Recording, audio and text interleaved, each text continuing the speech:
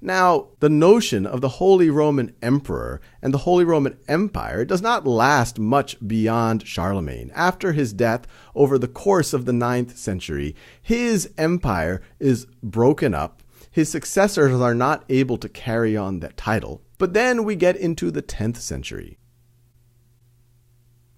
As you can see here, the Empire of Charlemagne has now broken up. The West Francia, starting to resemble modern-day France, not quite exactly. And the eastern two-thirds are now under the control of Otto, a German king.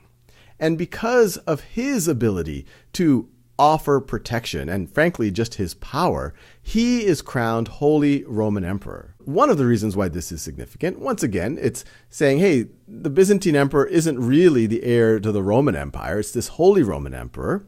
But Otto is able to create a line of Holy Roman Emperors that continues all the way until 1806, when they are conquered by Napoleon Bonaparte. Now, the Holy Roman Empire itself, and Voltaire famously said, is neither holy nor Roman nor an empire, over various stages in its history is fragmented. It's many kingdoms with different levels of autonomy, but under Otto it was quite unified. Now, as we get into the 11th century, the divide between East and West becomes even more pronounced. We've already talked about this ongoing power struggle between West and East, between which bishops have primacy over Christendom. We've talked about, hey, who is the real heir to the Roman Empire? We've talked about Latin versus Greek. We've talked about the Germanic kings having influence now and really following the West. We've talked about the notion of Filioque. And those aren't all of the issues. On top of that, you have this notion of leavened and unleavened bread, where in the West, in their Mass, when they are consecrating the bread to be viewed as the body of Christ, they used unleavened bread based on the belief that this is what Christ used during the Last Supper.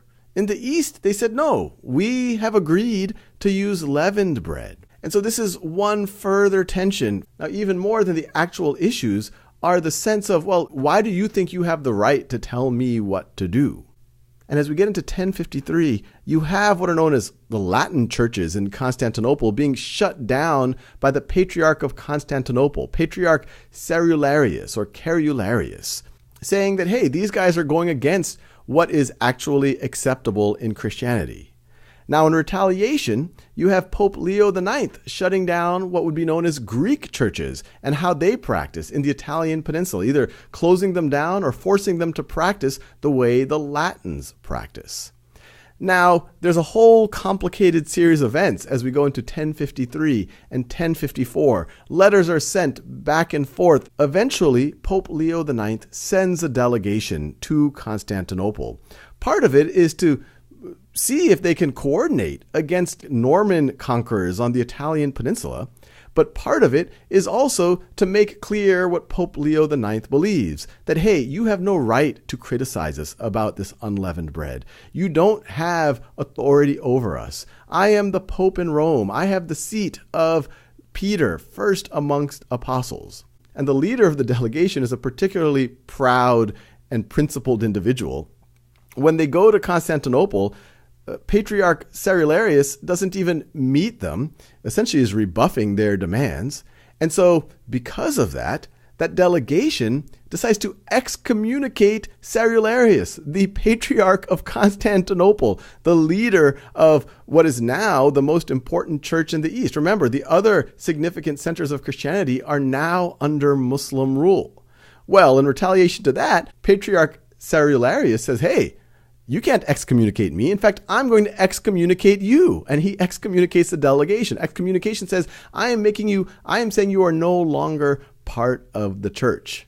Now, when all of these cross-excommunications are happening, many people probably view this as, hey, this is just a power struggle between folks, probably not a big deal. But remember, this is over centuries of increasing division. Not only do you have language division, you have, in the West, you have a leaning towards these Germanic kingdoms. In the East, they say, hey, we are the real Roman Empire. You have these issues of Filoque and other things. And this event in 1054 eventually gets known as the Great Schism or the East-West Schism because it only gets further and further cemented, and they get only further and further apart. As you get to the end of the 11th century, the Crusades began, and we'll do more videos detailing the Crusades, where the Western kings start sending folks at first on the surface to try to help the Byzantines reconquer land from the Muslim empires. But even when they are successful, they don't give that land back to the Byzantines. They actually set up crusader kingdoms. And as they make their way through the Byzantine Empire, they cause, for the most part, a bit of a stir. They're not particularly respectful through the lands that they pass. And it really comes to a point in 1204 where at the end of the Fourth Crusade, the Crusaders actually decide, even though the purpose was arguably to reclaim land from the Muslims, the Crusaders decide siege and sack Constantinople itself and take over.